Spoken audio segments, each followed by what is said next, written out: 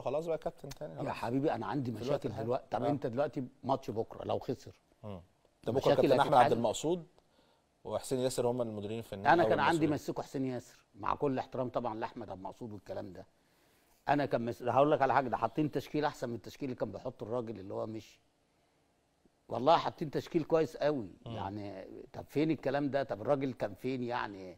الراجل كان مغيب عن اللعيبه. طب انا اقول لك على حاجه، بس انا يعني انت لو خسرت بكره ايه اللي هيحصل؟ المشاكل هتزيد.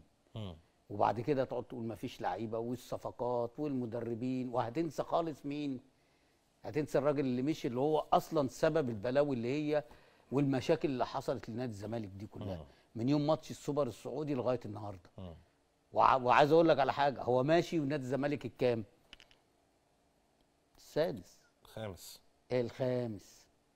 يعني مش المربع الذهبي. ما هو ده الكلام اللي انا كنت بقول عليه السنه اللي فاتت. انت ليك نظره بس ما شاء الله عليك. انا قلت هيخلص. بص البطولات، هو طبعا فرحانين كل جماهير الزمالك، خدنا الدوري السنه اللي فاتت والكاس والكلام ده ماشي. بس يكفي جمهور الكابتن برضه هو ماشي قعدوا يشكروه، راجل تنازل عن مبلغ كبير في حب نادي الزمالك، يعني وراجل السنه اللي فاتت كان جاب دوري، يعني عنده برضه حاجات حلوه. لا هو لو راجل يعني بيحب نادي الزمالك وجماهير نادي الزمالك امشي عادي. ده انا المفروض ادفع فلوس لان انا سبت لهم خراب مستعجل.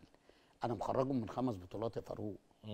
انا بجلاله قدري البروفيسير اللي الدنيا كلها كانت بتتكلم عليها. لو انا بجد في حق نادي الزمالك والله ادفع فلوس. اقول لهم خدوا $100,000 مقابل ال5 بطولات اللي انا طيرتها منكم. انما وهو ماشي واخد $200,000 وتقول لي اتنازل عن، يا راجل حرام عليك يا راجل والله. مش عايزين بقى نقول هل ممكن نادي الزمالك الفتره الجايه يعني يتغير فيه شيء؟ عايز يتغير فيه شيء لازم حاجات كتيره تتغير من فوق لتحت. ابني بقى ابني، يعني هات الراجل المناسب في المكان المناسب. وانا دايما بقولها، انت خلاص انت دلوقتي مثلا كل الاحترام لامير واحمد في موضوع الصالات وموضوع الكوره. انا لو من امير لازم اقدم استقاله بجد. تغيير اداري قصدك كابتن كامل؟ طبعا واجيب بقى ناس يعني شغلتها دي، واخد بالك؟ انما مش صعب. دي رقم ده رقم 1 في الاصلاح.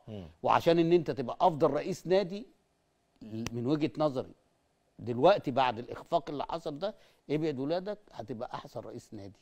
بس هات الراجل المناسب بقى في المكان المناسب. تمام. عايز اخد